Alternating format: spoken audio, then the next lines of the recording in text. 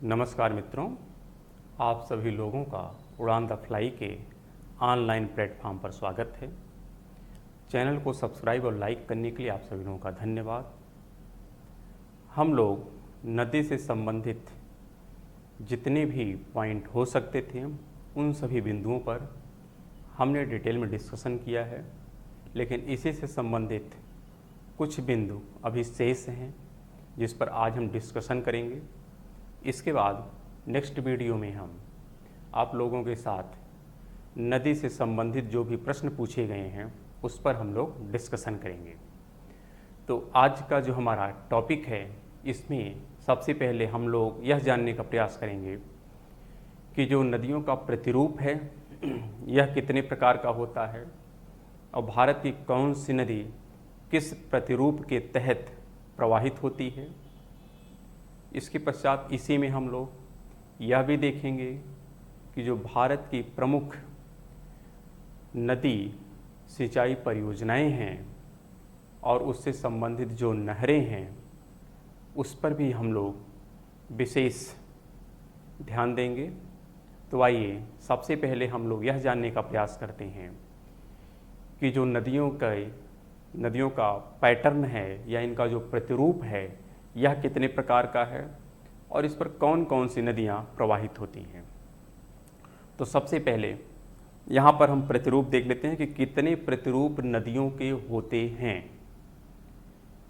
प्रतिरूप का मतलब होता है जो इनका ज्यामितीय स्ट्रक्चर है, यानी जब आप देखें तो यह आपको इसी के जैसा नज़र आए, उसको हम लोग कहते हैं पैटर्न या उसी को कहते हैं प्रतिरूप। तो पैटर्न या प्रतिरूप में कोई अंतर तो नहीं, आप समझ रहे हैं कि प्रतिरूप किसे कहते हैं और पैटर्न किसे कहते हैं। तो यहाँ पर हम देख रहे हैं कि यह इसके प्रतिरूप लिखे गए हैं और इस प्रतिरूप पर कौन सा उदाहरण है उसका उदाहरण इस तरफ लिखा गया है। जैसे सबसे पहले हम बात करें तो डेंड्राइट। डेंड्राइट का मतलब होता है ऐसी नदियाँ जिनका प्रतिरूप देखने में कैसा नजर आए, वृक्षनुमा। जैसे वृक्ष की शाखाएं एकदम निकली हुई रहती हैं, उसी तरह यदि प्रतिरूप इसका देखने को मिलता है तो उसको हम लोग क्या कहते हैं, डेंड्राइट, यानी वृक्ष रूपीय अपवाह तंत्र। इसमें जो सबसे बेस्ट एग्जाम्पल है वह आप देखेंगे सिंधु नदी है और गंगा नदी है। इसी में तिस्ता नदी भी आती है। तिस्ता नदी का भी यदि आप प्रतिरूप देखेंगे तो वह भी एकदम वृक्ष के जैसा ही नज़र आता है, तो आप उसका भी नाम लिख सकते हैं। सिंधु है, गंगा है, तिस्ता है। इसका मतलब ये न कहिएगा कि एक बार जो नदी एक प्रतिरूप में आ गई वह दूसरे प्रतिरूप में नहीं आएगी, ऐसा नहीं है। एक नदी कई प्रतिरूप में हो सकती है। जैसे हम और आप एक दृष्टिकोण से हो सकता है कि हम किसी के पुत्र हों, तो दूसरे दृष्टिकोण से किसी के भाई भी हो सकते हैं। उसी प्रकार यह नदियाँ एक दृष्टिकोण से एक प्रतिरूप तो दूसरे दृष्टिकोण से दूसरे प्रतिरूप में भी फिट बैठ जाती हैं। इसलिए आपको इसमें कन्फ्यूजन नहीं हो सकता या नहीं होना चाहिए कि सिंधु नदी यदि डेंड्राइट हो गई तो यह किसी दूसरे और प्रतिरूप में नहीं सेट होगी, ऐसा नहीं है। यह दूसरे प्रतिरूप में भी सेट हो सकती है यदि उसके जैसा यह व्यवहार करती है तो। यानी सिंधु है, गंगा है या तिस्ता है, इसका एक जो प्रतिरूप है, जो ज्यामितीय संरचना है वह कैसी नज़र आती है, जैसे वृक्ष अपने तना के साथ होता है उसी प्रकार इसकी संरचनाएं नज़र आती हैं। हम लोग वीडियो में देखे थे कि किस प्रकार गंगा नदी प्रवाहित होती थी, उसकी शाखाएं कैसी हैं और कैसे सिंधु है और कैसे तिस्ता है। उसी प्रकार जो अगला प्रतिरूप है वह है पैरेलल, यानी समानांतर। समानांतर का मतलब ऐसा होता है कि जैसे ये शाखाएं हैं तो यह एक दूसरे के क्या हैं, पैरेलल हैं। नीचे की ऐसे भी हो सकती हैं, जैसा भी हो, मतलब सब एक दूसरे के क्या हैं, पैरेलल हैं। ये आपस में पैरेलल है तो ये आपस में होती हैं। तो यदि इस प्रकार से नदी फ्लो हो रही है कि उसकी जो अन्य सहायक नदियां हैं वह एक दूसरे के समानांतर नज़र आ रही हैं, तो ऐसे प्रतिरूप को हम लोग कहते हैं पैरेलल या समानांतर नदी प्रतिरूप। इसमें जो सबसे बेहतर एग्जाम्पल आपको नज़र आएगा वह है गंगा नदी, क्योंकि गंगा नदी का जब हम प्लेन पढ़ रहे थे, जो गंगा नदी का मैदानी क्षेत्र है जिसमें आपने देखा था गोमती है, घाघरा है, गंडक है, बूढ़ी गंडक है, कोसी है, महानंदा है, ये सारी नदियाँ एक दूसरे के समानांतर क्रम में ही गंगा नदी से क्या होती हैं, मिलती हैं। इस आधार पर गंगा नदी के प्रतिरूप को हम लोग समानांतर प्रतिरूप के दायरे में रखते हैं। साथ में गंगा नदी किस प्रतिरूप में और आती है, डेंड्राइट में भी आती है। ऐसा नहीं कि डेंड्राइट में आ गई तो फिर पैरेलल में नहीं आएगी, नहीं, पैरेलल जैसी भी संरचना रखती है तो पैरेलल में भी आएगी। सिंधु पैरेलल में नहीं आएगी, क्योंकि सिंधु की जो नदियाँ एक दूसरे से मिलती हैं वो पैरेलल नहीं मिलती हैं, तो इसलिए वह केवल कैसी है, डेंड्राइट है, पैरेलल नहीं है। यहाँ नाम दोनों में लिखा गया, हिंदी और इंग्लिश, क्योंकि किसी भी रूप में वह आपसे प्रश्न पूछ सकता है। इसी प्रकार जो अगला प्रतिरूप है वह है रेक्टेंगुलर। रेक्टेंगुलर मतलब ये नदियाँ जो मिल रही हैं, मिलती तो हैं लेकिन वो एक दूसरे के समानांतर के साथ साथ कैसी होती हैं, जैसे 90 डिग्री का कोण बनाती हैं। जैसे ये नदी है तो इसका इस तरह से नदियाँ मिलेंगी, यह एक प्रकार से एक दूसरे के समानांतर भी हैं और साथ में कैसी हैं, लंबवत मिल रही हैं। यानी मुख्य धारा यहाँ पे है तो मुख्य धारा कैसा ही कोण बनाती है, 90 डिग्री का कोण बनाती है। तो यदि इस प्रकार से नदियाँ मुख्य नदी में आकर के मिलती हैं तो इससे जो शेप बनता है उस शेप को हम क्या कहते हैं, रेक्टेंगुलर, यानी आयताकार प्रतिरूप हम इसे नाम देते हैं। और इसमें जो सबसे बेहतर एग्जाम्पल है वह है छोटा नागपुर की जो लंबवत नदियां हैं। जो छोटा नागपुर क्षेत्र की लंबवत नदियां हैं वहाँ पर आप देखते हैं एक नदी दूसरे नदी की क्या है, एकदम लंबवत जा कर के मिलती है, जिसमें हम लोग ज़्यादातर सोन नदी है, उसी में हम दामोदर नदी है, या फिर हम बैतरणी है, ब्राह्मणी है, सुवर्णरेखा है, ये सब नदियाँ जो हैं इसी प्रतिरूप का उदाहरण आपको प्रस्तुत करती हैं। यानी इनकी जो सहायक नदियाँ हैं वो कैसे मिलती हैं, समानांतर के साथ साथ कैसी हैं, आयताकार है, यानी 90 डिग्री का कोण बनाती हैं। जब किसी भी मुख्य नदी की सहायक नदियाँ उससे लंबवत कोण बनाते हुए आकर के मिलती हैं तो ऐसे प्रतिरूप को हम क्या कहते हैं, रेक्टेंगुलर या आयताकार प्रतिरूप। इसके अंतर्गत कौन सी नदियाँ आती हैं, जो छोटा नागपुर क्षेत्र की नदियां हैं वह इसी प्रतिरूप का निर्माण करती हैं। इसके बाद एक नदी है जिसमें हम कहते हैं ट्रेल्स हैं। तो देखो ट्रेल्स और रेक्टेंगुलर में थोड़ा सा अंतर है। यहाँ पे जो रेक्टेंगुलर है ये आयताकार है, क्या है, आयताकार है। आयताकार मतलब सिंपल होता है कि यहाँ पर 90 डिग्री का कोण बनाएगी, लंबवत हो, अरे समानांतर हो ये आवश्यक नहीं है, लेकिन कोण कैसा रहेगा, 90 डिग्री। बहुत माइन्यूट डिफरेंस है। लेकिन जो ट्रेल है इसमें क्या रहेगा, ये आपस में समानांतर भी रहेंगी, क्या रहेंगी, समानांतर। एक तो प्योर समानांतर हो गई, वहाँ पर 90 डिग्री का कोण बने कोई आवश्यक नहीं है। एक है कि 90 डिग्री का कोण बना रही है, और एक तीसरा प्रतिरूप है कि 90 डिग्री का कोण भी बना रही है और साथ में समानांतर भी है। तो एक प्योर पैरेलल हो गई, एक प्योर 90 डिग्री का कोण बना रही है, और एक पैरेलल भी है और 90 डिग्री का कोण भी बना रही है। तो पैरेलल में गंगा, रेक्टेंगुलर में छोटा नागपुर, और जो ट्रेल्स में आती हैं जिसमें समानांतर भी है और साथ में परपेंडिकुलर भी है, यहाँ पर भारत में इस प्रकार की नदियाँ देखने को बहुत कम मिलती हैं। लेकिन इस प्रकार के भी प्रतिरूप होते हैं जिसमें नदियाँ समानांतर के साथ साथ एक दूसरे के लंबवत क्या होती हैं, आकर के मिलती हैं। इसके बाद हम देखते हैं कुछ नदियाँ होती हैं जो सेंट्रीपिटल होती हैं। सेंट्रीपिटल मतलब अभिकेंद्रीय, यानी एक केंद्र की तरफ आकर के मिलती हैं। किसकी तरफ आके मिलती हैं, केंद्र की तरफ। यानी नदियाँ तो आ रही हैं अलग अलग डायरेक्शन से, कुछ नदी इधर से आ रही है, कुछ नदी इधर से आ रही है, कुछ नदी इधर से आ रही है, कुछ नदी इधर से आ रही है, लेकिन आकर के एक झील में मिल जाती हैं या किसी एक जलीय बॉडी में आकर के जब नदियाँ चारों तरफ से मिलती हैं तो इसको हम कहते हैं अभिकेंद्रीय। क्या कहते हैं? अभिकेंद्रीय, या इसी का नाम है सेंट्रीपिटल। तो इस प्रकार का जो नदी प्रतिरूप देखने को मिलता है यह ज़्यादातर राजस्थान के क्षेत्रों में देखने को मिलता है। वहाँ पर बीच में झील होती है और चारों तरफ से नदियाँ आकर के क्या होती हैं? मिलती हैं। तो इस प्रकार की जो नदी की ज्यामितीय संरचना होती है उसको हम लोग किस नाम से जानते हैं? सेंट्रीपिटल या अभिकेंद्रीय प्रतिरूप। इसमें कौन सी नदियाँ हैं? जो राजस्थान के क्षेत्र में प्रवाहित होती हैं, खास करके सांभर झील में जो मिलती हैं। किसमें मिलती हैं? सांभर झील में। इसमें कई नदियाँ हैं। इसी प्रकार रेडियल होता है। क्या होता है? रेडियल। रेडियल का मतलब होता है यहाँ पर केंद्र से बाहर की तरफ फ्लो होती है। जैसे यहाँ पे क्या है? केंद्र की तरफ फ्लो होती हैं, लेकिन जो रेडियल होता है इसी को हम अरीय कहते हैं। क्या कहते हैं? अरीय। हिंदी में कहते हैं अरीय, इंग्लिश में कहते हैं रेडियल।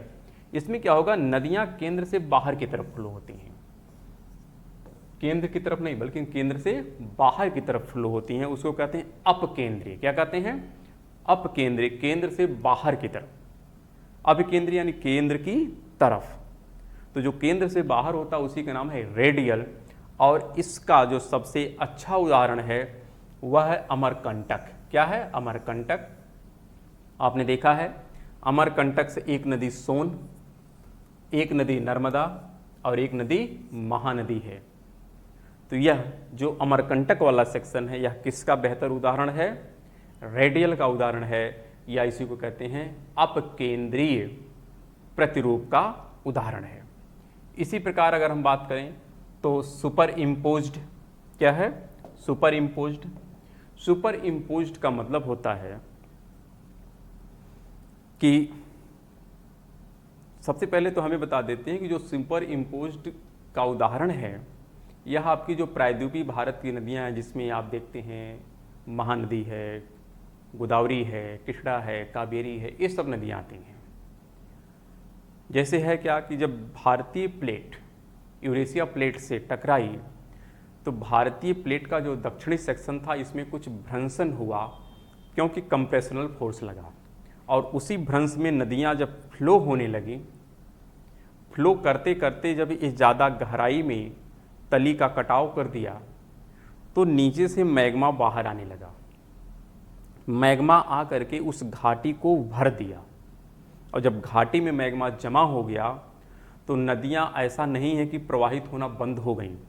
नदियां फिर से प्रवाहित होते होते होते होते अपनी पूर्व वाली घाटी को जब प्राप्त कर लेती हैं, यानी मैग्मा जो जमा हो गया था उस मैग्मा को जब काट के हटा देती हैं, अपनी पहली संरचना को जब प्राप्त कर लेती हैं नदियाँ, तो उसी का नाम हम लोग क्या देते हैं? Super imposed. यानी पहले जिस गहराई में नदी बहती थी लेकिन बीच में मैग्मा के जमा हो जाने से उसकी घाटी उथली हो गई थी, लेकिन पुनः अपर्दन की क्रिया करते करते वह नदी अपने पूर्व वाली घाटी की गहराई को जब प्राप्त कर लेती है तो उसे हम क्या कहते हैं? Super imposed.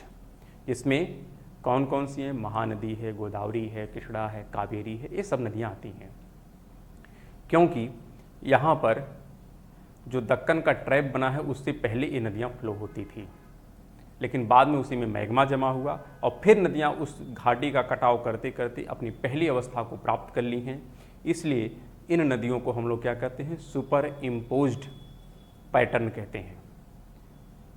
इसी प्रकार जो अगला है यानी अध्यारोपित, इसी को हिंदी में क्या कहते हैं? अध्यारोपित, यानी जो पहले था उसी जैसा फिर हो गया, जिसमें गोदावरी है, कृष्णा है, ये नदियाँ आती हैं, यानी प्रायद्वीपीय भारत की नदियाँ इसी कैटेगरी में रखी जाती हैं। आगे है इंटरमिटेंट। क्या है? इंटरमिटेंट यानी आंतरायिक। इंटरमिटेंट मतलब ऊपर से दिखाई नहीं पड़ रही हैं या पत्थर के बड़े बड़े टुकड़ों के बीच से बहती हैं, यानी पहले दिखाई पड़ती थीं, बाद में भी दिखाई पड़ेंगी, बीच में कुछ दूर तक क्या हो जाती हैं? पत्थरों के बीच से गुजरने लगती हैं। यानी सरफेस पे नज़र आती नहीं हैं। तो इस प्रकार की नदी को हम लोग क्या कहते हैं, आंतरायिक या इंटरमिनेंट। और इसमें जो है जो भाबर क्षेत्र होता है, एक तराई होता है, एक भाबर होता है। तो जब नदियाँ पर्वतीय क्षेत्र से निकलती हैं तो अपने साथ बड़े बड़े गोलास्म लाती हैं, पत्थर के बोल्डर लाती हैं, और इन बोल्डरों को पर्वत के पदीय क्षेत्र में इकट्ठा कर देती हैं। और नदियाँ जब इस पत्थर के पास से गुजरती हैं तो उसकी जो धारा है पत्थर के नीचे हो जाती है, यानी सतह पर दिखाई नहीं पड़ती हैं। तो इस प्रकार के प्रतिरूप को हम लोग क्या कहते हैं, इंटरमिटेंट, या इसी को कहते हैं आंतरायिक। इसमें ज़्यादातर नदियाँ कौन सी हैं, जो भी नदियाँ पर्वतीय क्षेत्र से निकलती हैं और जब भाबर क्षेत्र में आती हैं, जिसमें गंगा का प्रमुख नाम आता है, तो इसमें खास करके भाबर की नदियाँ हैं। ऐसा नहीं केवल गंगा है, जो भी हिमालय से निकलने वाली नदियाँ हैं वह जब पर्वत पदीय क्षेत्र में जाती हैं, अपने भाबर क्षेत्र में जाती हैं, तो पत्थर के बड़े बड़े गोलास्म के बीच या नीचे से प्रवाहित होने लगती हैं, सतह पर नज़र नहीं आती हैं। इसी प्रकार अगली है, उसको कहते हैं एंटीसीडेंट, यानी पूर्ववर्ती नदी तंत्र। पूर्ववर्ती का जो यहाँ पर मतलब है, यानी नदी पहले से प्रवाहित हो रही थी किसी स्थान पर, लेकिन इसी दौरान बीच में कुछ व्यवधान उत्पन्न हुए, लेकिन नदी उन व्यवधानों को भी समाप्त करते हुए अपने पहले ही मार्ग पर प्रवाहित हो रही है। जैसे सिंधु नदी है, ब्रह्मपुत्र नदी है और सतलज। तीनों नदियाँ कहाँ से निकलती हैं, तिब्बत के पठार से निकलती हैं। तिब्बत के पठार से निकलती थी और टेथिस सागर में अपने जल का विसर्जन करती थी, लेकिन बाद में इसी टेथिस सागर में हिमालय निकला। जब हिमालय निकल रहा था तब भी सिंधु, सतलज और ब्रह्मपुत्र नदियाँ प्रवाहित हो रही थी, लेकिन जैसे जैसे हिमालय निकलता था यह नदी उसको क्या करती थी, कट करती चली जाती थी। हिमालय ऊपर उठता जाता था और यह नदी कट करके अपने पहले वाले रास्ते पर ही बह रही थी, और हिमालय एक समय के पश्चात अपनी पूरी अवस्था को प्राप्त कर लिया, लेकिन नदी अपनी अभी उसी अवस्था में है जिस अवस्था में हिमालय की उत्पत्ति के पूर्व थी। इसलिए इसको हम क्या कहते हैं, पूर्ववर्ती नदी तंत्र। यानी बीच में व्यवधान तो आया, लेकिन उस व्यवधान को भी इस नदी ने काट करके अपने पुराने मार्ग पर ही प्रवाहित होती है। तो इस प्रकार के तंत्र को हम लोग कहते हैं पूर्ववर्ती नदी तंत्र, जिसमें कौन सी नदियाँ आती हैं, ज़्यादातर सिंधु हैं, फिर इसी में ब्रह्मपुत्रा है और इसी में सतलज है। कभी कभी इसी में गंगा का नाम भी दे दिया जाता है, गलत नहीं है। क्यों? ऐसा नहीं है कि गंगा शिवालिक से निकलती है। गंगा निकलती है कहाँ से, ग्रेटर हिमालय से, और जब ग्रेटर हिमालय से निकलती है तो बीच में लघु हिमालय भी पड़ता है और शिवालिक भी पड़ता है। तो हिमालय की तीनों संरचनाओं को तो नहीं कट करता है, लेकिन शिवालिक को और लघु हिमालय को तो काटती ही है। तो इस आधार पर हम लोग गंगा नदी को भी कभी कभी पूर्ववर्ती नदी तंत्र के पार्ट में रख देते हैं, जबकि आइडियल जो पूर्ववर्ती नदी तंत्र का सबसे बेहतर उदाहरण है उसमें कौन कौन सी है, सिंधु है, ब्रह्मपुत्रा है और सतलज, जो हिमालय की तीनों श्रेणियों को काट करके अपने पुराने मार्ग पर ही प्रवाहित होती हैं, जबकि गंगा नदी की उत्पत्ति हिमालय की उत्पत्ति के बाद हुआ है, जबकि सिंधु, सतलज और ब्रह्मपुत्र हिमालय की उत्पत्ति से पहले से ही प्रवाहित हो रही हैं। तो ये थोड़ा सा डिफरेंस है, लेकिन फिर भी गंगा नदी हिमालय की दो संरचनाओं को काटती हैं, दो श्रेणियों को काटती हैं। इस आधार पर हम लोग गंगा को भी कभी कभी पूर्ववर्ती नदी तंत्र के पार्ट में रख देते हैं। और जब नदियाँ इन रेंज को या श्रेणियों को काटती हैं तो बहुत गहरे गहरे गार्ज बनाती हैं, कैनियन बनाती हैं। तो ध्यान रखिएगा, ये नदियाँ गार्ज बनाती हैं, जबकि प्रायद्वीपीय भारत की नदियाँ गार्ज नहीं बनाती हैं। क्या बनाती हैं? जलप्रपात। क्योंकि जब कठोर संरचना होगी तो वह कटेगा नहीं, बल्कि वहाँ से नदियाँ गिरती हैं, वहाँ पर जलप्रपात बनते हैं। लेकिन जब कमज़ोर संरचना होती है तो उसको नदियाँ काट देती हैं और काट करके क्या बना देती हैं, गहरी गहरी खाइयाँ बना देती हैं, जिसको हम लोग गार्ज कह देते हैं या कैनियन। तो बेसिक डिफरेंस ये भी है कि प्रायद्वीपीय भारत की नदियाँ जनरली जलप्रपात बनाती हैं, जबकि हिमालय की नदियाँ गार्ज बनाती हैं या कैनियन बनाती हैं। अगला जो प्रतिरूप है उसमें हम कहते हैं अंडरग्राउंड। अंडरग्राउंड मतलब भूमिगत। देखिए, भूमिगत में और आंतरायिक में थोड़ा सा डिफरेंस है। आंतरायिक का मतलब आपको जल दिखाई पड़ेगा। आप जब पत्थर के टुकड़ों पर जाएंगे तो जल दिखाई पड़ रहा है कि जल यहां से गुजर रहा है। लेकिन जो यहां पर अंडरग्राउंड है, यहां पर आपको सरफेस पे जाएंगे तो आपको पता नहीं चलेगा कि नीचे से जल प्रवाहित हो रहा है। यानी आपको यह दिखाई नहीं पड़ेगा, यह दिखाई पड़ेगा, यह दिखाई पड़ेगा कि पत्थरों के बीच से जल प्रवाहित हो रहा है और आप ऊपर खड़े हैं। लेकिन जो यहाँ पर अंडरग्राउंड है, यहाँ पर जल दिखाई ही नहीं पड़ेगा। ऊपर तो नॉर्मल सरफेस नजर आएगा, लेकिन काफ़ी गहराई में नदी प्रवाहित होती है। इस प्रकार की जो संरचनाएं होती हैं वह खास करके जो चूना पत्थर से निर्मित हमारे चट्टानें होती हैं, उसमें जब जल प्रवाहित होता है तो चूना पत्थर को काट करके एक कंदरा बना देता है और उसी कंदराओं में जल नदी के रूप में प्रवाहित होने लगता है, जिसको हम लोग क्या कहते हैं, भूमिगत नदी प्रतिरूप कहते हैं। और इसका जो सबसे बेहतर उदाहरण आपको देखने को मिलता है वह है गुप्त गोदावरी, यानी चित्रकूट वाले में। चित्रकूट के पास एक नदी है जिसका नाम है गुप्त गोदावरी। वह कुछ दूर तक सतह के नीचे नीचे प्रवाहित होती है, यानी आपको ऊपर से यह नहीं एहसास होगा कि नीचे नदी फ्लो हो रही है। जबकि इंटरमिटेंट में क्या होता है, आपको यह दिखाई पड़ेगा कि नदी फ्लो हो रही, बस उसका जल सतह पे नजर नहीं आता है। फिर अगला है ब्रेडेड। ब्रेडेड मतलब होता है गुम्फित जलधारा।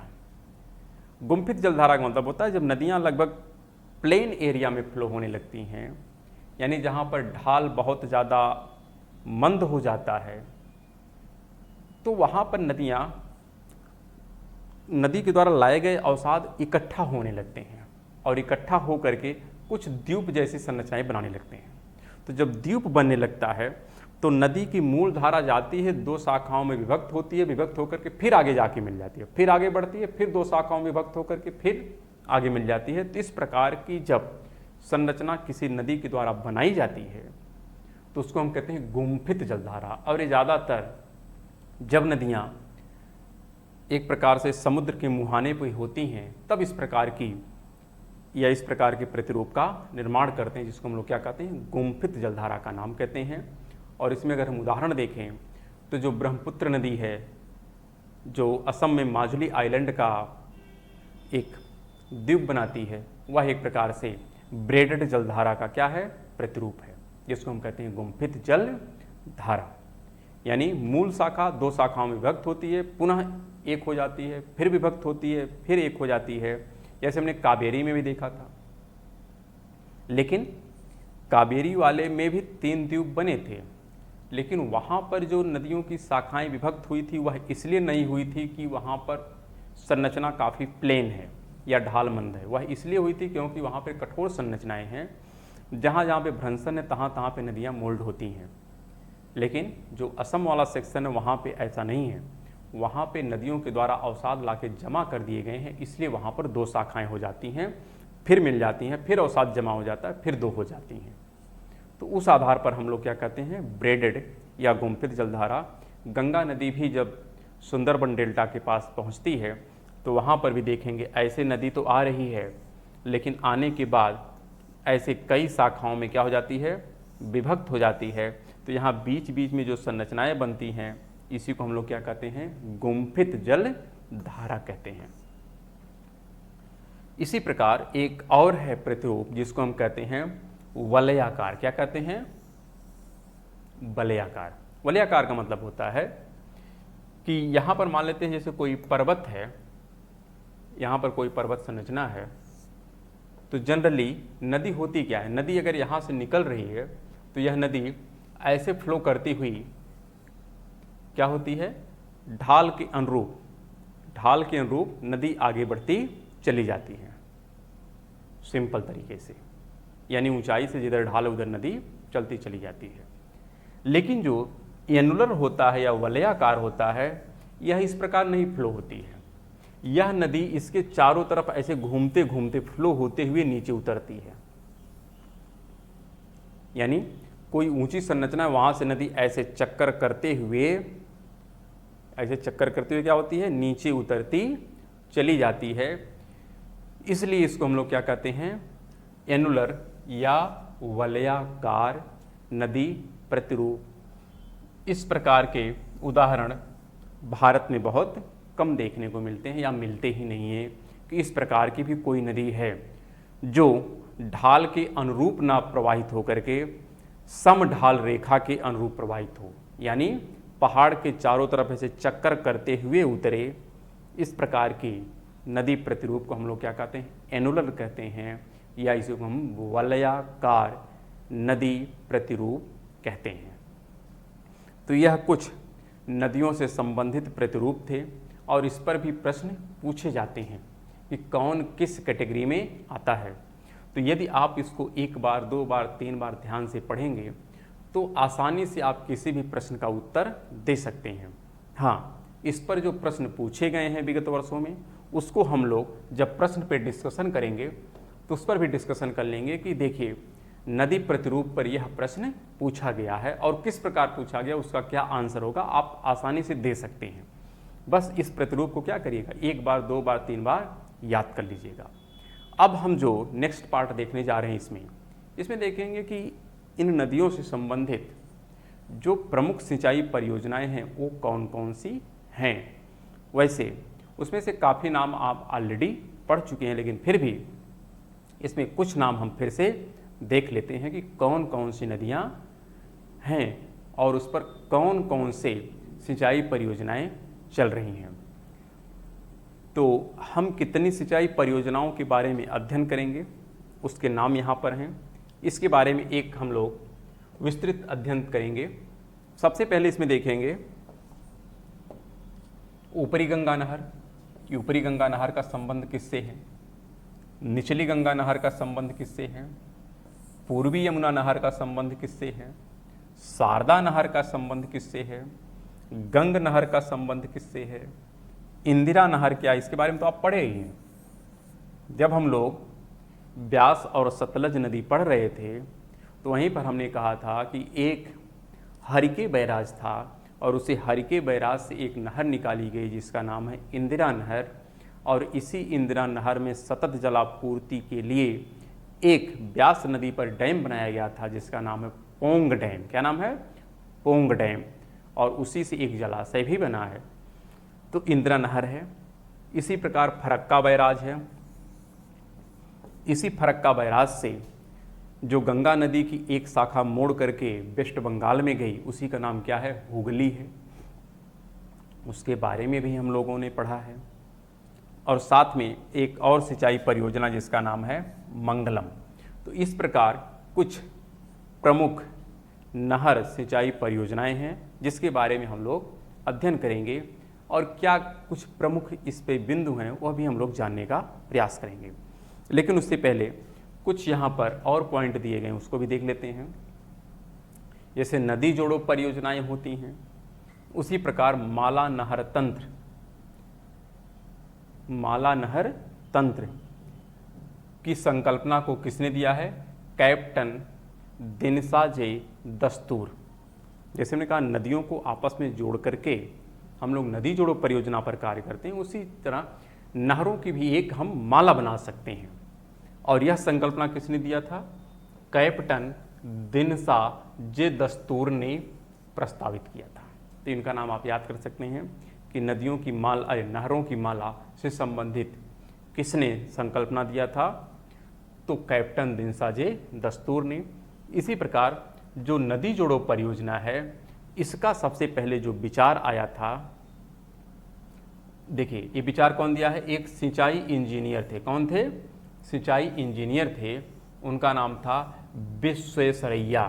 क्या नाम था, विश्वेश्वरैया ने इस संकल्पना को दिया था। ये सिंचाई इंजीनियर थे, इन्होंने ही सबसे पहले नदी जोड़ो परियोजना की संकल्पना को दिया था कि नदियों को क्या करो, आपस में लिंक करो, जिससे जहाँ पर बाढ़ आता है उस जल को हम ऐसे क्षेत्र में ट्रांसफ़र कर सकें जहाँ पर सूखा रहता है। और इसी आधार पर बेतवा को केन से, महानदी को गोदावरी से, गोदावरी को कृष्णा से, कृष्णा को पेन्नर से, पेन्नर से कावेरी को जोड़ने का कार्य चल रहा है कि हम गंगा नदी को किससे जोड़ दें, कावेरी से जोड़ दें, यानी उत्तर भारत को दक्षिण भारत से जोड़ दें, जिससे उत्तर भारत का जो एक्स्ट्रा जल है वह दक्षिण भारत में जहाँ पर जल अभाव है उसमें जलापूर्ति कर दी जाए। यह संकल्पना किसने दिया था? एक सिंचाई इंजीनियर थे विश्वेश्वरैया ने दिया था। और इसी को और ज़्यादा एक प्रकार से इन्हांस कर दिया गया और ज़्यादा बल प्रदान कर दिया गया, किसके द्वारा? के.एल. राव के द्वारा। के.एल. राव ने क्या किया? इसको और ज़्यादा प्रोत्साहित किया कि हाँ, ये परियोजना अच्छी है, इस पर कार्य होना चाहिए। एक बात यहाँ पर देख रहे हैं कि जब हम लोग नहर देखे हैं तो ऊपरी गंगा नहर, निचली गंगा नहर एक साथ, लेकिन गंग नहर हमने क्या कर दिया? नीचे। तो कारण है यह गंगा नदी से संबंधित है, इसलिए इनको हम पहले देख रहे हैं। लेकिन ये जो गंग नहर है यह मोस्ट इंपॉर्टेंट है तो गंग का मतलब गंगा नहीं समझिएगा, यह सतलज नदी से संबंधित है, इस आधार पर इंपॉर्टेंट है। तो ध्यान रखिएगा, गंगा गंगा से संबंधित है लेकिन गंग गंगा से संबंधित नहीं है, बस इतना ही याद रखेंगे तो काम चल जाएगा। तो आइए देख लेते हैं कि ऊपरी गंगा नहर कहाँ से निकलती है, निचली गंगा नहर कहाँ से निकलती है, पूर्वी यमुना नहर कहाँ से निकलती है, या फिर शारदा नहर कहाँ से निकलती है। इस पर हम लोग डिस्कशन कर लेते हैं। तो यहाँ पर जो हम कह सकते हैं ऊपरी गंगा नहर है, कौन सी नहर? ऊपरी गंगा नहर। पहले इसका एक छोटा सा हम स्ट्रक्चर देख लेते हैं। और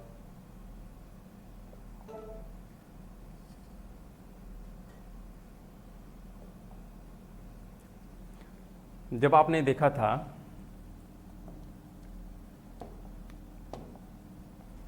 कि हमने कहा यहाँ पर जो गंगा नदी है, जैसे यहाँ पे गंगा नदी है, इस गंगा नदी की सहायक नदियाँ हैं, यहाँ पर यमुना नदी है, यहाँ पर आप देखते हैं घाघरा है। कौन है? ये घाघरा है। इतने से काम चल जाएगा। यह गंगा है, आपको स्ट्रक्चर पता होगा। तो यहाँ पर जो गंगा नदी है, इस गंगा नदी से एक नहर इस डायरेक्शन में निकाली गई है। किधर? इस डायरेक्शन में एक नहर निकाली गई है, और यमुना से इस डायरेक्शन में नहर निकाली गई है।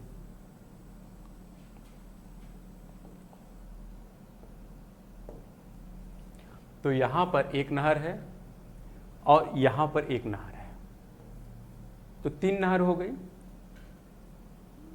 एक नहर गंगा से इस डायरेक्शन में भी निकाली गई है। तो गंगा से जो ये नहर निकली है इसको कहते हैं ऊपरी गंगा, और इसी गंगा के जब थोड़े लोअर पार्ट से निकलती है तो उसको कहते हैं लोअर गंगा। लेकिन जो ऊपरी गंगा है यह किस तरफ जाती है? यमुना की तरफ जाती है, ध्यान रखिएगा। तो इसमें कौन कौन से एरिया आएंगे अभी उसको हम देख लेंगे। लेकिन जब निचली गंगा है वह इस डायरेक्शन में जाएगी, साथ में जो यमुना नहर है, यमुना नदी है, इससे जो नहर निकलेगी यह चूंकि इधर से डायरेक्शन किधर है? पूर्व है। किधर है? पूर्व है। तो इसका नाम हो जाएगा पूर्वी यमुना नहर। क्या हो जाएगा? पूर्वी यमुना नहर। और यहाँ से जब निकलेगी घाघरा से निकलने वाली जो शारदा नहर है, वह जब आएगी तो यह इसी गंगा और घाघरा के बीच के क्षेत्र में सिंचाई करेगी। तो गंगा और घाघरा के बीच में सिंचाई करने के लिए कौन सी परियोजना है? उसका नाम है शारदा। यहाँ पे कौन सा नाम है? यहाँ पर नाम रहेगा शारदा। यहाँ पर जो नाम रहेगा इसका नाम होगा पूर्वी यमुना, क्योंकि ये पूर्व की तरफ जा रही है।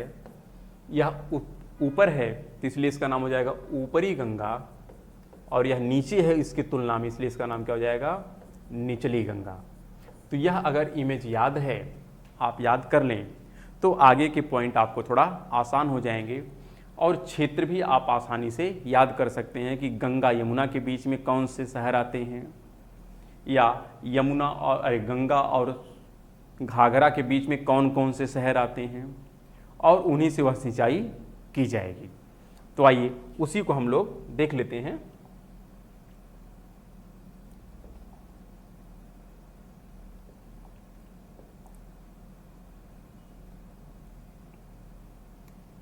यहां पर हम लोग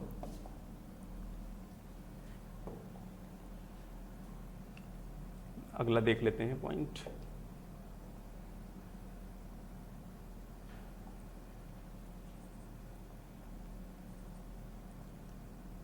कुछ टेक्निकल इशू है। यहां पर हम बात कर सकते हैं कि यहां पर सबसे पहले आप देखिए ऊपरी गंगा नहर। तो गंगा नहर ही है, गंगा नदी से ही निकलती है, लेकिन ऊपरी भाग से निकलती है। कहां से निकलती है? ऊपरी भाग से निकलती है। और किधर जाएगी? यमुना की तरफ जाएगी। ध्यान रखिएगा, किधर जाएगी? यमुना की तरफ, यानी गंगा से पश्चिम। तो जब पश्चिम की तरफ जाएगी तो वहाँ पर कौन कौन से नगर आएंगे उनकी बात आती है। तो इसके माध्यम से जो सिंचाई की जाती है वह आप यहाँ देख सकते हैं कि किसकी किसकी यहाँ सिंचाई की जाएगी। इसके माध्यम से हम लोग किसकी सिंचाई करेंगे? पहली चीज़ हरिद्वार, सहारनपुर, मुजफ्फरनगर, मेरठ, गाजियाबाद, बुलंदशहर, अलीगढ़, एटा, मथुरा, फिरोजाबाद, मैनपुरी और आगरा जनपद में क्या करते हैं? सिंचाई करते हैं। ये सब नगर यमुना नदी गंगा नदी के पश्चिम में है। ध्यान रखिएगा, गंगा नदी के किधर हैं? पश्चिम में है, क्योंकि हमने अभी कहा था ऐसे गंगा नदी जा रही है तो इधर का डायरेक्शन जो है यह किसके माध्यम से होता है? ऊपरी गंगा के माध्यम से होता है। और यह किधर डायरेक्शन है? पश्चिम, यानी गंगा से किधर है? पश्चिम की तरफ है। इसलिए इसका नाम क्या है? इसलिए इसका नाम ऊपरी गंगा नहीं, बल्कि इसलिए क्योंकि यह पर्वतीय क्षेत्रों से निकलती है। कहाँ से निकलती है? पर्वतीय क्षेत्रों से निकलती है। और जो स्थान है इसके ओरिजिन का, वह स्थान आप देख सकते हैं। अच्छा, किसने इसको निकाला था? तो उसका नाम है सर पीटी काटलो। और इसका निर्माण कब हुआ था? 1842 ईस्वी में सबसे पहली बार ये बनी थी नहर। कब? 1842 में। अच्छा, इस नहर की जो कुल लंबाई है वो है 298 किलोमीटर। कितना है? 298 किलोमीटर। और नहर प्रणाली की कुल लंबाई देखिए, मुख्य नहर होती है और उस नहर से निकलने वाली सहायक नहर होती है। तो जो मुख्य नगर है उसकी लंबाई मात्र 298 है, लेकिन इससे निकाली गई जो सहायक नहरें होती हैं, अगर उन टोटल का लेंथ हम जोड़ दें तो 6496 किलोमीटर है। ठीक है। और इसमें प्रारंभ में कुछ नौकायान भी किए गए थे, तो इन सब पॉइंटों को भी याद कर सकते हैं। साथ में ये भी देख सकते हैं कि इसके माध्यम से 1954 को पानी निकाला गया था। कहाँ से? हरिद्वार के भीमगौड़ा। हरिद्वार आप समझ रहे, हरिद्वार कहाँ है? हमने कहा था कि ये अलकनंदा और भागीरथी जब देवप्रयाग में मिलती हैं तो आगे बढ़ती हैं और हरिद्वार से यह मैदानी क्षेत्र में प्रवेश करती हैं। तो यह जो ऊपरी गंगा नहर है यह हरिद्वार से ही निकाली गई है। तो हरिद्वार एक प्रकार से पहाड़ी क्षेत्र में ही आता है, तो यह काफ़ी ऊंचाई पर है, इसलिए इसका नाम ऊपरी गंगा रख दिया गया है। तो खैर ठीक है, लेकिन स्थान का नाम क्या है? भीमगौड़ा। तो आप ध्यान रखिएगा, यह नहर कहाँ से निकाली जाती है? भीमगौड़ा से निकाली जाती है। और कहाँ पर है ये? हरिद्वार में है। और यह गंगा नदी के किस तट पर है? दाएं तट। भाई गंगा ऐसे है, इधर जा रही है, तो यह इसका कौन सा तट है? यह इसका लेफ्ट है और इसका राइट है। तो इधर की तरफ, यानी जो पश्चिम की तरफ फ्लो होता है जल, उसी को हम लोग ऊपरी गंगा नदी के तहत, ऊपरी गंगा नहर के तहत पढ़ते हैं। और क्या खास बात है? खास बात यहाँ पर एक और है। वैसे याद करें या न करें कोई विशेष नहीं है, बस एक डायरेक्शन आपको थोड़ा याद करना है, क्योंकि डायरेक्शन के आधार पर ही प्रश्न पूछे जाते हैं और आपको कन्फ्यूजन हो जाता है। नगर पूछे जा सकते हैं, किस किस शहर को जलापूर्ति होगी। तो एक बार एटलस में आप गंगा नदी को देखिएगा और गंगा नदी के राइट में जो नगर है उनको देखिएगा, यानी जो गंगा और यमुना के बीच के नगर हैं यह उन्हीं में सिर्फ जल प्रदान करता है, किसी और को नहीं प्रदान करता है। लेकिन फिर भी यहाँ पर प्रमुख कौन शहर है? दिल्ली। यानी दिल्ली को जो जल मिलता है वह इसी ऊपरी गंगा नहर के माध्यम से मिलता है। यानी एक नहर बनाई गई है उसी नहर के माध्यम से दिल्ली को जल भी प्रदान किया जाता है। और क्या, एक हरदुआगंज तापीय विद्युत गृह है। कौन सा? हरदुआगंज तापीय विद्युत गृह है। उस तापीय विद्युत गृह को भी यह जल प्रदान करती है नहर। तो इस दृष्टिकोण से भी अगर पूछ लिया जाए कि हरदुआगंज जो तापीय विद्युत गृह है उसको किस नहर के द्वारा जलापूर्ति होती है, तो उसका नाम है ऊपरी गंगा नहर। और इसी मुख्य नहर पर फाल्स से जल विद्युत उत्पादन किया जाता है। क्या किया जाता है? जल विद्युत का उत्पादन किया जाता है। अगली नहर देख लेते हैं। तो यह नहर, ध्यान रखिएगा, गंगा नहर के दाएं तट पर है। कहाँ से निकलती है? तो हरिद्वार से निकलती है। और क्या महत्वपूर्ण है, गंगा और यमुना के बीच में जो नगर हैं उनके यहाँ सिंचाई करती है। यह दिल्ली को जल प्रदान करती है। साथ में हरदुआगंज जो तापीय विद्युत गृह है उसको भी जल प्रदान करती है। इसको कब बनाया गया था, इसका निर्माण कब हुआ था? तो 1842 में हुआ था। तो यह कुछ इसके प्रमुख बिंदु हैं, लेकिन मुख्य लंबाई कितना है? 298, यानी 300 किलोमीटर के लगभग इसकी मूल जो नहर है उसकी लंबाई है। इसी प्रकार जो अगली नहर है उसके बारे में देख लेते हैं। अगली नहर है निचली गंगा नहर।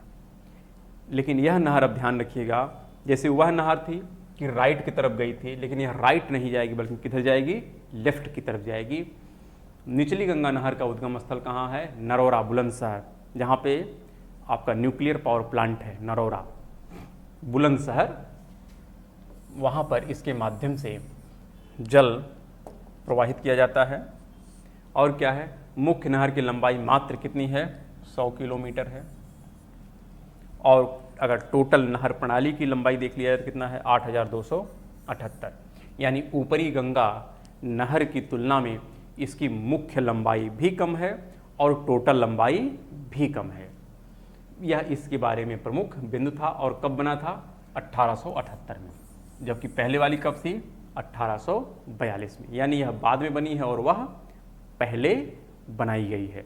डायरेक्शन अगर हम बात करें तो ऐसे गंगा रहेगी और यहाँ पर इस डायरेक्शन में चलेगी बुलंदशहर की तरफ, और यहीं पे है नरौरा जल विद्युत नहीं बल्कि परमाणु विद्युत केंद्र भी है जिसको यह जल प्रदान करता है। तो यह इसके बारे में प्रमुख बिंदु था। अब हम अगली जो नहर है उसके बारे में देख लेते हैं, और वह कौन सी है? पूर्वी यमुना नहर। कौन सी है? पूर्वी यमुना नहर। हमने पहले ही कहा कि इस प्रकार से आप देखेंगे गंगा नहर पहले निकलती है और इसी गंगा नहर के एक प्रकार से राइट से यमुना नदी आती है, और इसी यमुना नदी के माध्यम से इस तरफ जो नहर निकाली गई है इस डायरेक्शन में, यानी पूर्व की तरफ, उसी को हम कहते हैं पूर्वी यमुना नहर। तो यह पूर्वी यमुना नहर कब बनी थी? आप अगर डेट देखें तो यहाँ पर 1830 में है। कब है? 1830 में है।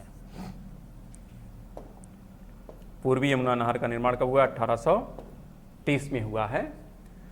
और क्या महत्वपूर्ण है, यह देखिए यमुना नदी के बाएं तरफ से, इधर बाएं तरफ से, यह इसका क्या होगा? यह इसका लेफ्ट होगा और इसका राइट होगा। तो यह लेफ्ट की तरफ से, ठीक है, निकलती है। और इसके माध्यम से किसको किसको जल मिलता है? तो जाहिर सी बात है, जहाँ ऊपरी गंगा नहर जल देती थी उसी को यह पूर्वी यमुना भी देगी।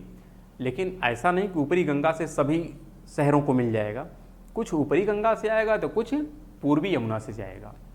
यानी पूर्वी यमुना का सिंचाई क्षेत्र और ऊपरी गंगा का सिंचाई क्षेत्र लगभग एक है। तो इसमें कौन कौन से हैं?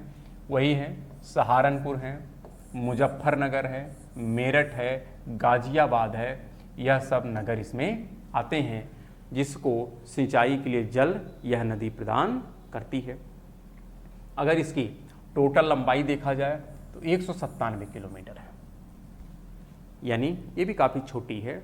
सबसे लंबी अभी कौन तक मिली है? ऊपरी गंगा, लगभग 298 किलोमीटर, जबकि निचली गंगा मात्र 100 किलोमीटर। ये कितना है? 97। अच्छा, यहाँ पर देख रहे हैं, यानी कह रहा है कि इसके द्वारा हिंडन यमुना दोआब, यानी एक यमुना की सहायक थी जिसका नाम था हिंडन, तो हिंडन और यमुना के द्वाब में खास करके यह जल प्रदान करती थी।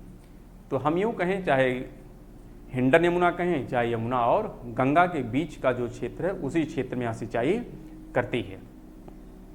और क्या है, और यहाँ पर देख रहे हैं, इस नहर में जब जलापूर्ति कम हो जाती है, क्योंकि हमेशा तो जल फ्लो नहीं होगा, जब बारिश समाप्त हो जाएगी तो जलापूर्ति घट जाएगी, और उस जलापूर्ति को पुनः मेंटेन करने के लिए, उस जलापूर्ति को पुनः मेंटेन करने के लिए यहाँ पर देख रहे हैं एक हथनी कुंड बैराज है। कौन सा बैराज है?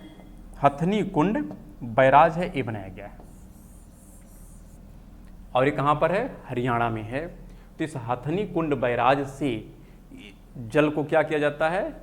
इस यमुना नहर में हम लोग ट्रांसफ़र करते हैं, जिसके माध्यम से यमुना नहर में जलापूर्ति बनी रहे। लेकिन स्थान का नाम क्या है? हम कह सकते हैं ताजीवाला। क्या है? ताजीवाला। निकट स्थान ताजीवाला है, और उसी के पास में कौन है? हथनी कुंड।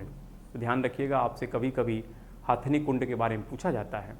तो हथनी कुंड बैराज जो बनाया गया है, इसके माध्यम से हम लोग क्या करते हैं कि यमुना नहर में जलापूर्ति शुष्क ऋतु में भी बना रहे, इसीलिए इसका निर्माण किया गया था। और क्या प्रमुख है? अगर और कुछ हम इसके बारे में बात करें तो यह ये है कि जो इसका डिस्चार्ज लेवल था, पहले कितना था? 800 क्यूसेक था, बाद में इसे बढ़ाकर कितना कर दिया गया? 4000 क्यूसेक कर दिया गया। यानी जब आप उसका रिनोवेशन करेंगे, उसको और डेवलप करेंगे, तो इसकी कैपेसिटी भी क्या हो गई? बढ़ गई। पहले कितनी थी? मात्र 800 क्यूसेक थी, बाद में बढ़ा करके कितनी हो गई? 4000 क्यूसेक हो गई। तो यह कुछ प्रमुख बिंदु थे किससे संबंधित? पूर्वी यमुना नहर से संबंधित। अब इसके बाद हम अगला देख लेते हैं। अगर उसमें हम बात करें तो आपकी शारदा नहर होगी। कौन सी है? शारदा नहर। यह नहर देखिए काफ़ी ज़्यादा महत्वपूर्ण है हमारे पूर्वांचल वाले एरिया के लिए, और यूपी के दृष्टिकोण से भी महत्वपूर्ण है, क्योंकि यूपी में जब प्रश्न पूछे जाते हैं तो यहाँ से प्रश्न पूछते हैं। तो यह नहर जो है, अगर इसकी हम टोटल लंबाई देखें, टोटल लंबाई ध्यान रखिएगा, वह कितनी है? 9961 किलोमीटर, यानी गंगा से भी ज़्यादा है। जो ऊपरी गंगा है उससे भी क्या है? ज़्यादा है लगभग। जबकि इसकी जो मेन शाखा की लंबाई वो कितना है? 44.3 किलोमीटर। इसी को हम लोग क्या कहते हैं? शारदा नहर। तो ध्यान रखिएगा, हमने कहा ये गंगा है, यह घाघरा है, और यह कौन है? यमुना है। तो इसी घाघरा से इस तरफ जो नहर निकली है, इसी का नाम क्या है? शारदा है। और यह ध्यान रखिएगा, इसीलिए कहा गया है कि कहाँ से निकलती है? दाहिने तट से। ध्यान रखिएगा, किस तट से निकलती है? दाहिने तट से निकलती है, यानी घाघरा के दाएं तट से यह नहर निकाली गई है। तो इसके माध्यम से किसको सिंचाई की जाएगी? जो गंगा और घाघरा के बीच के नगर हैं। तो गंगा और घाघरा के बीच के कौन कौन से नगर हैं या कौन कौन से डिस्ट्रिक्ट हैं? तो उसमें पीलीभीत है, बरेली है, लखीमपुर खीरी, शाहजहांपुर, हरदोई, उन्नाव, लखनऊ, बाराबंकी, रायबरेली, प्रतापगढ़, फैजाबाद, सुल्तानपुर, जौनपुर, आजमगढ़, गाजीपुर, इलाहाबाद जनपदों में क्या है?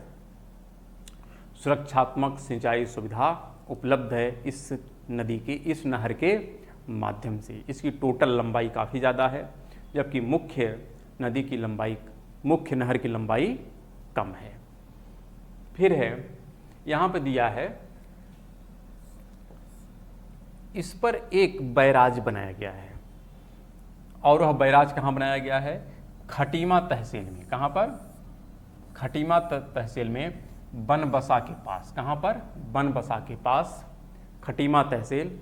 और अगर देखें जिला कौन सा है, तो नैनीताल, यानी नैनीताल के खटीमा तहसील में बनबसा के पास शारदा नदी पर एक बैराज का भी निर्माण किया गया है और इसी के माध्यम से यह नहर निकाली गई है। यानी कहाँ से निकली है अगर उत्पत्ति बताया जाए तो नैनीताल खटीमा तहसील बनबसा के पास से शारदा नहर पर एक बैराज बना करके इस नहर को निकाला गया है। लंबाई 44.3 किलोमीटर, कुल लंबाई 9,961 किलोमीटर। इसके माध्यम से गंगा यमुना द्वाब के क्षेत्रों में सिंचाई की जाती है। गंगा यमुना नहीं बल्कि शारदा और गंगा नदी के द्वाब, तो ये दो नदियां हैं, इन दोनों नदियों के बीच के क्षेत्र को हम क्या कहेंगे, द्वाब। और इस द्वाब को क्या कहते हैं, गंगा शारदा द्वाब के क्षेत्रों में सिंचाई किसके माध्यम से की जाती है, इसी शारदा नदी के, शारदा नहर के माध्यम से। आगे अगर हम देखें अगली कौन सी प्रमुख नहर है, तो उसमें जो सबसे प्रमुख नहर है, एक तो हम फरक्का बैराज, सबसे पहले हम लोग गंगा को कंप्लीट कर लेते हैं, फिर आगे। तो गंगा पे इतने, मतलब गंगा पे कौन कौन से हो गए, ऊपरी गंगा, निचली गंगा, पूर्वी यमुना, शारदा। आगे बढ़ रहे हैं, गंगा नदी पहुंच गई वेस्ट बंगाल में और फरक्का बैराज है। यानी यहाँ से ऐसे देख रहे हैं आप, गंगा नदी ऐसे आगे बढ़ती जा रही है और बढ़ते बढ़ते कहाँ पहुँच गई है, वेस्ट बंगाल। और यहाँ पहुँच करके एक शाखा चली जाती है बांग्लादेश में और एक शाखा वेस्ट बंगाल में, और यहीं पे कौन है, फरक्का है। कौन है, फरक्का बैराज है। तो इसी की बात कर रहा है कि जो फरक्का बैराज ये बना था, ये कब बना था, 1975 में। चलो, हुगली नदी में सिल्ट ना जमा हो इसलिए इसका निर्माण किया गया था। इस बैराज के दाएं किनारे से निकाली गई नहर द्वारा गंगा नदी के 4000 क्यूसेक जल को हुगली नदी की ओर मोड़ दिया गया। यानी गंगा नदी का जो जल है जो बांग्लादेश में चला जाता था, इसके कुछ जल को इधर मोड़ दिया गया। क्यों मोड़ दिया गया, कि जिससे हुगली नदी में जल बना रहे, और जब हुगली में जल बना रहेगा तो जो इधर के बंदरगाह हैं, कौन, जो बंदरगाह हैं, यह बंदरगाह सहजतापूर्वक चल सकते हैं, क्योंकि जल की आवश्यकता होती है बंदरगाह के लिए, तभी तो जहाज जाएगा, नहीं तो शिप कैसे पहुंचेगा तट पर।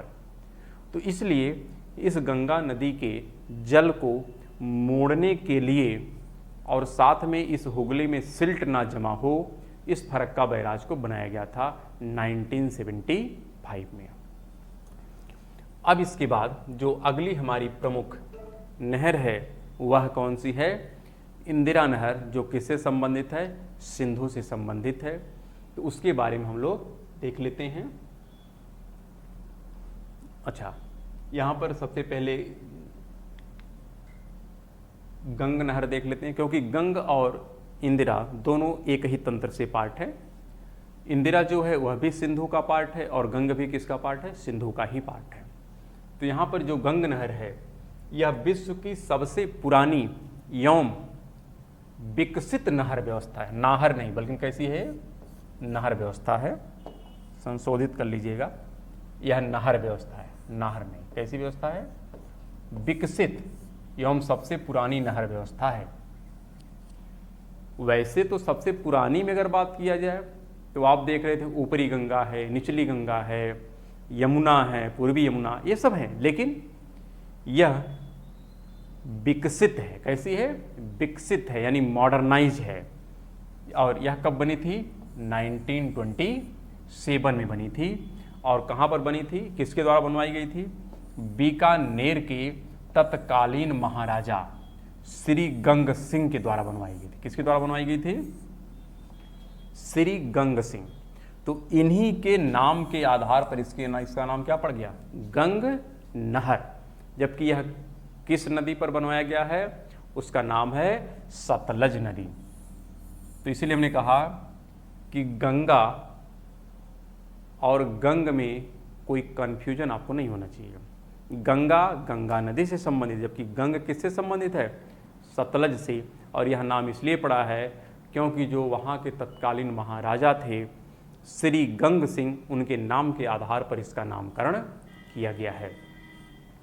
और कहाँ से यह निकलती है, फिरोजपुर फिरोजपुर के निकट हुसैनी वाला से यह नहर निकाली गई है।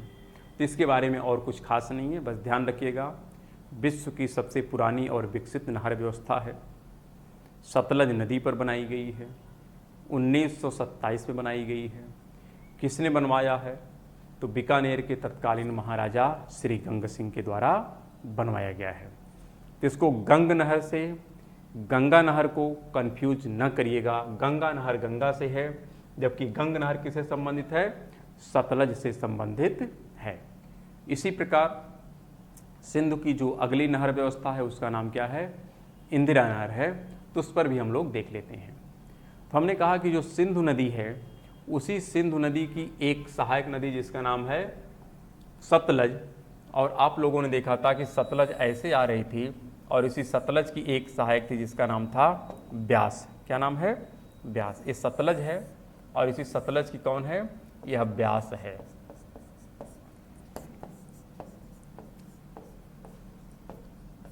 और यहीं से जो नहर निकाली गई है इसी का नाम क्या है? इंदिरा है। क्या नाम है?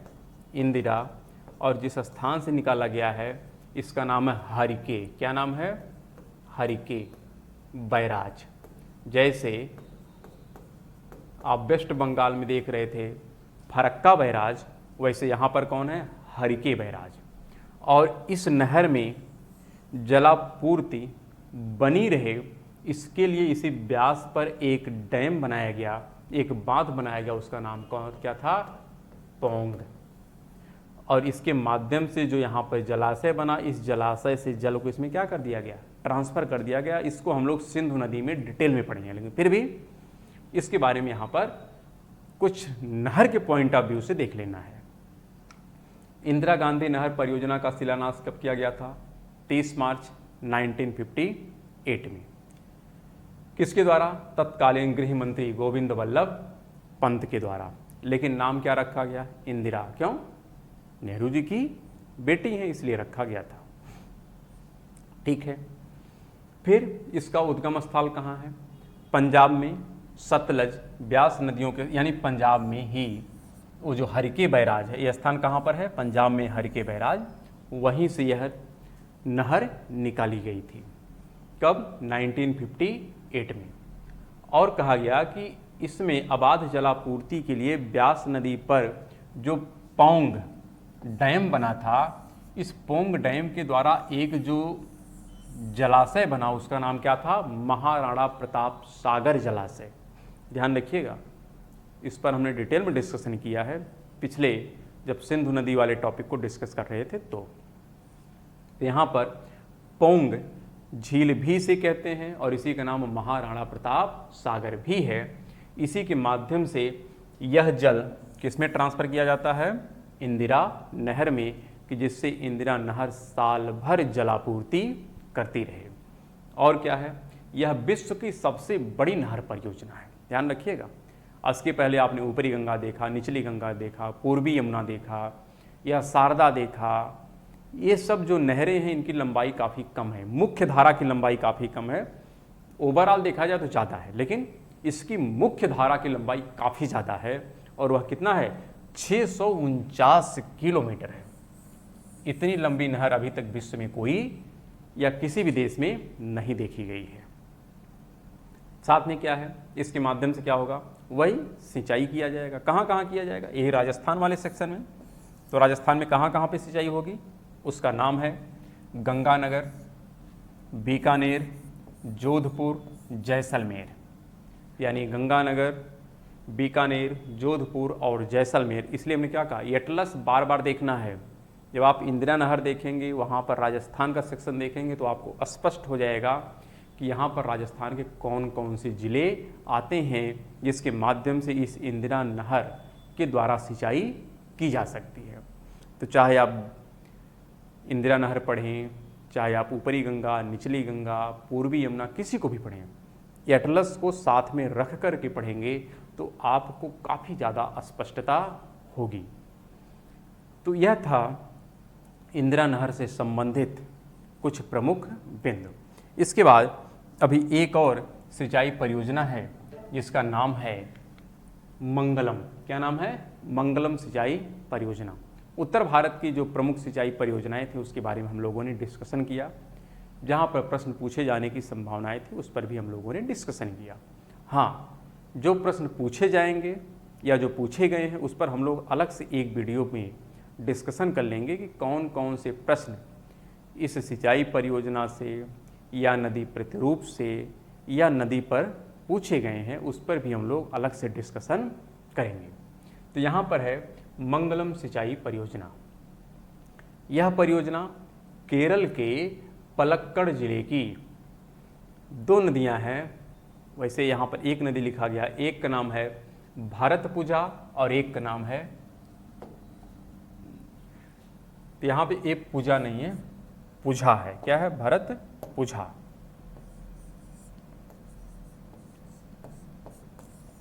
हमने कहा था भरतपुझा और पुंजपुझा।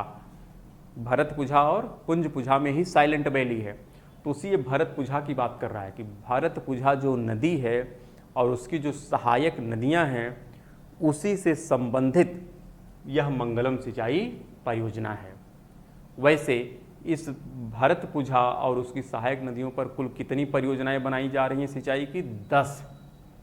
कारण है जो प्रायद्वीपीय भारत है वहाँ पर जल संकट रहता है, तो जल की प्रॉपर वहाँ पर प्रबंधन कर लिया जाए, इसके लिए कई सिंचाई परियोजनाएं चलाई जा रही हैं कि जैसे भी हो हर शहर या हर जिला को जलापूर्ति सुनिश्चित हो सके। और उसी दृष्टिकोण में यहाँ पर 10 सिंचाई परियोजनाएं बनाई जा रही हैं और उसी में यह मंगलम सिंचाई परियोजना क्या हो चुकी है?